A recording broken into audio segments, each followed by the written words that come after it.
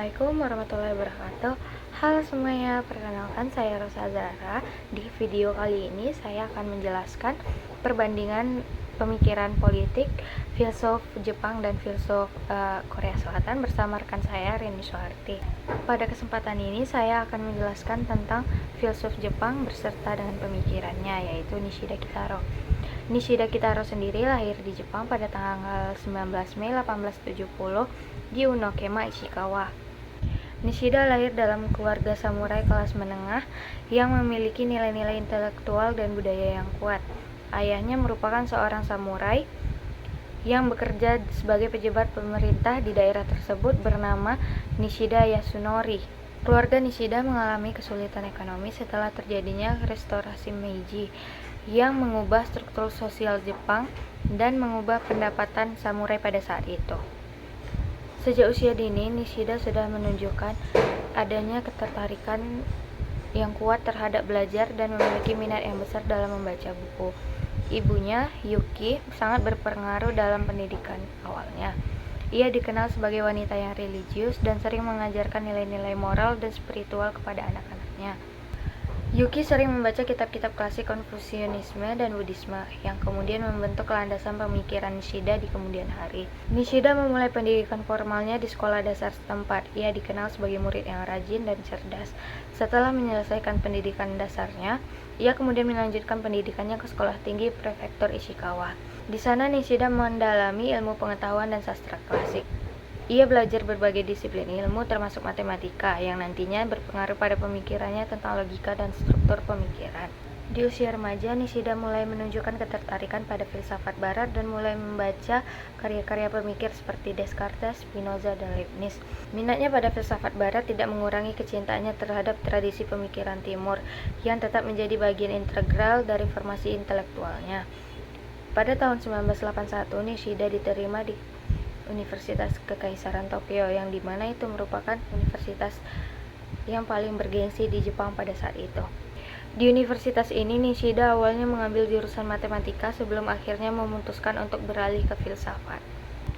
Salah satu tokoh yang sangat mempengaruhi Nishida selama masa risetnya adalah William James, seorang filsuf dan psikolog Amerika, terutama pada konsep pragmatismenya dan pengalaman langsung.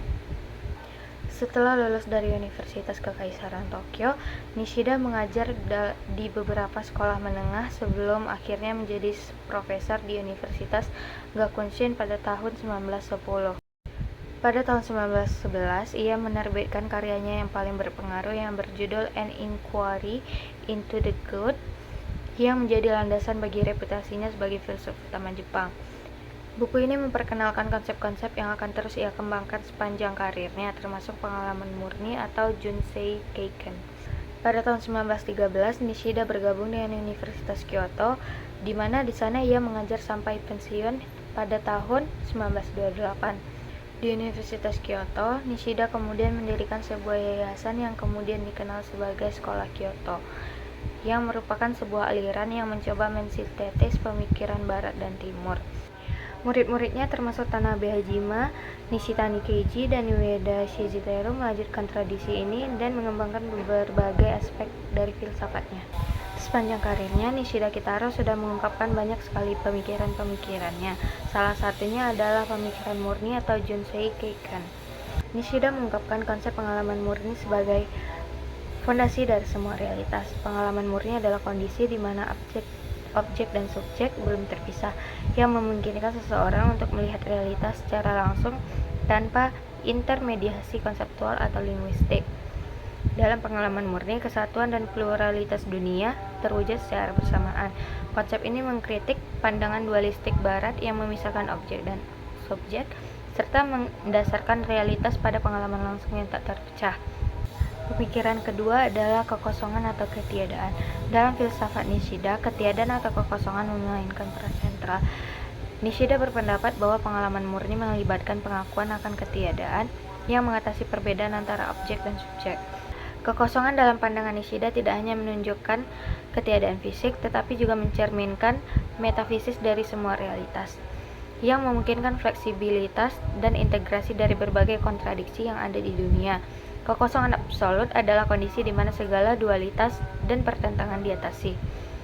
Ini bukan sekadar ketiadaan fenomena, melainkan kondisi fundamental yang melampaui konsep keberadaan dan ketiadaan. Kekosongan absolut memungkinkan realitas untuk muncul dan berubah tanpa batasan. Yang ketiga adalah kesadaran diri universal. Konsep kesadaran diri universal Nishida menekankan bahwa identitas diri sejatinya hanya muncul melalui koeksistensi hal-hal yang berlawanan. Identitas bukanlah sesuatu yang subsisten dalam objek tertentu, tetapi selalu merupakan fungsi interaksi dengan apa yang bukan dirinya. Nishida menggambarkan ini sebagai identitas yang tercapai melalui media umum atau universal yang dipahami melalui logika dialektis. Pemikiran yang keempat yaitu logika dialektis. Nishida mengembangkan logika dialektis yang berbeda dengan tradisi barat dengan menggunakan inspirasi dari dialektika Tiongkok. Logika ini tidak berusaha untuk mendekontekstualisasi objek atau peristiwa, melainkan melihat segala sesuatu dari konteks yang terus berubah dan menata ulang dirinya sendiri. Nishida mengadopsi pendekatan ini untuk memahami hubungan antara subjek dan objek, serta antara individu dan dunia yang lebih luas. Dalam logika dialektis Nishida, tidak ada kontradiksi absolut. Sebaliknya, identitas selalu dikualifikasi oleh interaksinya dengan lawannya, menciptakan sebuah proses yang terus berkembang dan berubah. Pemikiran yang kelima yaitu universalitas subjek dan predikat. Dalam pandangannya tentang subjek dan predikat, Nishida mengajukan bahwa identitas individu adalah perwujudan dari identitas diri universal yang menentukan dirinya sendiri. Dengan demikian, universalitas adalah kondisi dasar yang memungkinkan individualitas terwujud. Dia juga menentang logika barat yang menyatakan bahwa subjek tidak bisa menjadi predikat, dengan mengusulkan logika yang memungkinkan universalitas untuk menjadi subjek akhir. Pemikiran yang keenam yaitu intuisi aktif atau Koiteki Chokan. Nishida memperkenalkan konsep intuisi aktif sebagai bentuk perantara antara diri sendiri dan dunia. Intuisi aktif memungkinkan seseorang untuk secara aktif memanipulasi, mengkonsumsi, dan menata ulang dunia serta merefleksikannya, sekaligus menerima tindakan dari dunia. Ini menunjukkan bahwa pengetahuan melibatkan baik aspek aktif atau subjektif maupun pasif atau objektif. Konsep intuisi aktif atau Koiteki Chokan yang berarti bahwa dalam tindakan sehari-hari kita secara aktif berinteraksi dengan dunia, sementara dunia juga mempengaruhi kita. Ini adalah proses timbal balik di mana individu dan dunia saling menentukan. Kemudian pemikiran selanjutnya adalah logika Basho atau Basho no Ronri. Logika Basho atau logika tempat adalah salah satu konsep kunci dalam filsafat Nishida yang menggambarkan cara di mana berbagai elemen eksistensi berinteraksi dalam sebuah tempat yang metafisis. Logika ini menggantikan logika formal barat dan berusaha untuk memahami hubungan dinamis antara subjek, objek, dan konteks eksistensial mereka. Dalam konteks ini, Basho tidak menunjuk pada tempat fisik, melainkan tempat metafisis atau eksistensial di mana sesuatu terjadi. Ini adalah konteks di mana semua fenomena muncul, berubah, dan saling terkait. Basho adalah wadah yang menampung dan memediasi semua bentuk keberadaan dan aktivitas.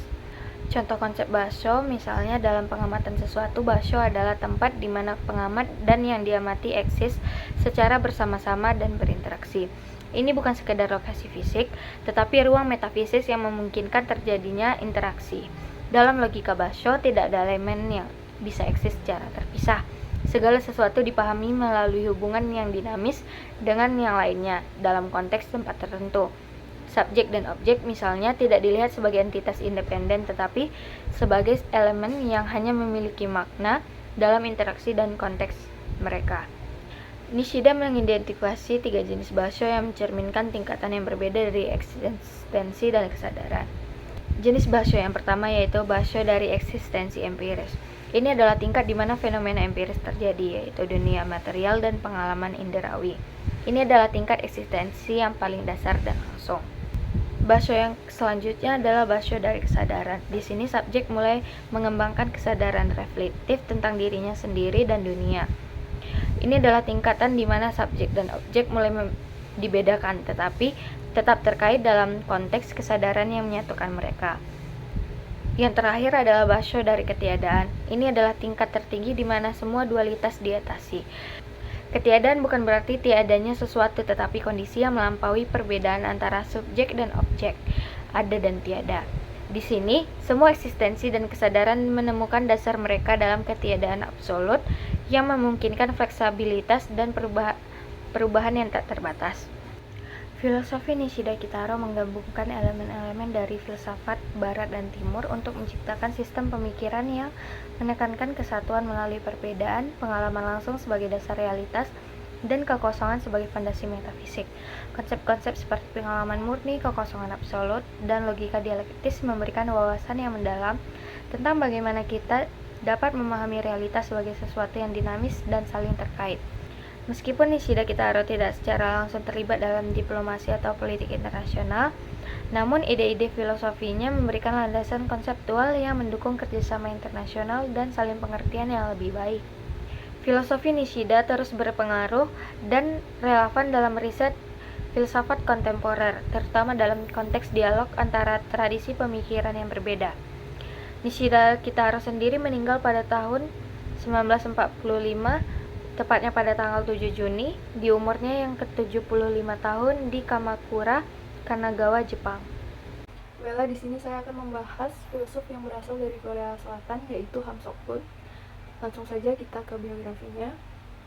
Ham Sok-hun merupakan seorang filsuf yang berasal dari Korea Selatan. Dia lahir pada tanggal 12 Desember 1907 di Provinsi Pyongan Utara, Korea. Dia dikenal karena kontribusinya dalam filsafat Korea, terutama dalam pemikiran Neo-Confucianism. Ham Sok-hun tumbuh dalam periode yang penuh tantangan dan perubahan di Korea, termasuk penjajahan Jepang dan pembagian Korea pasca Perang Dunia II. Selanjutnya pendidikan Ham Sok-hun dimulai di Universitas Kyunggi, di mana dia mempelajari bahasa Tionghoa klasik. Kemudian dia melanjutkan risetnya di Universitas Chou di Tokyo, Jepang, dan kemudian ke Universitas Kyoto. Di Jepang dia terkena pemikiran Barat yang mempengaruhi pemikirannya. Setelah kembali ke Korea, dia mendalami pemikiran Neo-Confucianism dan menjadi seorang guru besar di Universitas Sungkyunkwan yang merupakan salah satu perguruan tinggi tertua di Korea. Salah satu karya penting Ham Sok-hun yaitu Research in Korean Philosophy, di mana dia mengembangkan gagasan-gagasan penting tentang identitas dan warisan budaya Korea. Dia menekankan pentingnya menghormati dan memahami tradisi budaya Korea dan konteks globalisasi internasional. Pemikirannya menggabungkan elemen-elemen Confucianism tradisional dengan pandangan-pandangan modern yang menciptakan pendekatan yang unik dalam filsafat Korea. Selain itu, Ham Sok-hun memainkan peran penting dalam mengembangkan konsep-konsep filsafat dalam konteks Korea Selatan yang baru merdeka. Dia memperjuangkan pendidikan filsafat yang merangsang pemikiran kritis dan kreativitas yang dianggapnya penting bagi perkembangan bangsa. Dia juga menekankan pentingnya etika dalam kehidupan sehari-hari dengan menekankan nilai-nilai moral dalam masyarakat. Sebagai seorang filsuf, Ham Sok-hun juga terlibat dalam perdebatan intelektual yang luas tentang identitas nasional Korea dan peran Korea dalam dunia modern. Dia menyoroti tentang pentingnya mempertahankan identitas budaya sambil tetap terbuka terhadap pengaruh luar. Pemikirannya mempengaruhi banyak generasi pemikir Korea setelahnya yang terus memperjuangkan pemahaman yang lebih dalam tentang warisan budaya mereka. Salah satu kontribusi utama Ham Sok-hun adalah dalam pengembangan konsep Gangcho yang dapat diterjemahkan sebagai pengesahan diri. Ini adalah gagasan bahwa individu harus memperoleh pengakuan dan martabat melalui usaha pribadi dan kontribusi mereka pada masyarakat. Konsep ini berakar dalam nilai-nilai Neo-Confucianism dan telah mempengaruhi banyak aspek kehidupan dan budaya Korea Selatan. Selain karya-karya dalam filsafat, Ham Sok-hun juga aktif dalam urusan politik dan sosial Korea Selatan. Dia mendukung demokratisasi dan pembangunan masyarakat yang adil dan egaliter. Pemikirannya mengalami banyak aktivis dan pimpinan masyarakat yang berjuang untuk memperoleh perubahan positif dalam masyarakat Korea Selatan. Peran filsuf Ham Sok-hun dalam hubungan internasional adalah lebih dalam dari sekedar kontribusinya di bidang filsafat. Meskipun dia bukan seorang diplomat atau ahli politik secara langsung, pemikirannya memiliki dampak yang signifikan dalam konteks hubungan internasional Korea Selatan. Yang pertama tentang pembangunan identitas nasional, kemudian pemikiran demokratisasi, lanjut pengaruh kebijakan luar negeri, dan terakhir pendidikan diplomasi publik. Meskipun peran Ham Sok-hun dalam hubungan internasional tidak langsung, kontribusinya dalam memperkuat identitas nasional, mempromosikan nilai-nilai demokrasi, mendorong dialog antar budaya, dan mendidik generasi pemimpin memiliki dampak yang signifikan dalam konteks hubungan internasional Korea Selatan. Melalui karya-karyanya, ia terus menjadi sumber inspirasi bagi mereka yang berusaha memperkuat posisi Korea Selatan di dunia dan mempromosikan perdamaian dan keadilan sosial. Ham Sok-hun mengembangkan perspektif neo-Confucianism dalam karyanya yang menggabungkan elemen-elemen tradisional Confucianism dengan pemikiran modern. Berikut beberapa teori dan perspektif yang dipaparkan oleh Ham Sok-hun. Yang pertama, Neo-Confucianism Korea. Han Sok-hun merupakan salah satu pemikir utama dalam pengembangan Neo-Confucianism Korea. Pemikirnya mengambil akar dari tradisi Confucianism klasik, namun menafsirkannya dalam konteks modern. Dia menekankan pentingnya mempertahankan nilai-nilai moral tradisional sambil menghadapi perubahan sosial dan politik. Yang kedua, pengesahan diri atau Gongcho. Salah satu konsep utama yang dikembangkan oleh Ham Sok-hun adalah konsep Gongcho, yang dapat diterjemahkan sebagai pengesahan diri atau peneguhan diri. Konsep ini menekankan pentingnya individu untuk mencapai pengakuan dan martabat melalui usaha pribadi dan kontribusi mereka pada masyarakat. Ini merupakan kontribusi penting Ham Sok-hun terhadap pemikiran dan etika dan moral. Yang ketiga, identitas budaya dan nasional. Ham Sok-hun menekankan pentingnya memahami dan mempertahankan identitas budaya dan nasional dalam menghadapi globalisasi. Dia menyoroti nilai-nilai budaya Korea dan mendorong pembentukan identitas nasional yang kuat sebagai dasar bagi perkembangan masyarakat Korea modern. Yang keempat, demokratisasi. Sebagai pendukung demokratisasi, Ham Sok-hun menekankan pentingnya nilai-nilai demokrasi dalam masyarakat. Dia percaya bahwa demokrasi adalah fondasi yang diperlukan untuk mencapai keadilan sosial dan pembangunan yang berkelanjutan. Dan yang terakhir, dialog antar budaya. Ham Sok-hun mempromosikan dialog antar budaya sebagai cara untuk membangun pemahaman dan kerjasama antara berbagai masyarakat dan bangsa. Dia percaya bahwa dialog antar budaya dapat membantu mengatasi konflik dan memperkuat perdamaian dunia. Pemikiran Ham Sok-hun membangun tradisi Confucianism Korea dengan pemikiran modern, menciptakan kerangka kerja yang unik dan relevan dalam konteks perkembangan sosial, politik dan budaya Korea modern. Kontribusinya terhadap Neo-Confucianism Korea dan pemikiran etika dan moral tetap mempengaruhi pemikiran dan akademisi Korea hingga saat ini. Ham Sok-hun meninggal pada tanggal 7 Agustus 1979, meninggalkan warisan penting dalam filsafat Korea modern. Karya-karyanya terus dihargai dan dipelajari oleh para akademisi dan pemikir Korea, serta menjadi sumber inspirasi bagi mereka yang mencari pemahaman yang lebih dalam tentang identitas dan warisan budaya Korea. Dengan pemikiran yang cemerlang dan dedikasi dalam nilai-nilai tradisional Korea, Sok-hun tetap menjadi salah satu filsuf paling dihormati dalam sejarah intelektual Korea Selatan.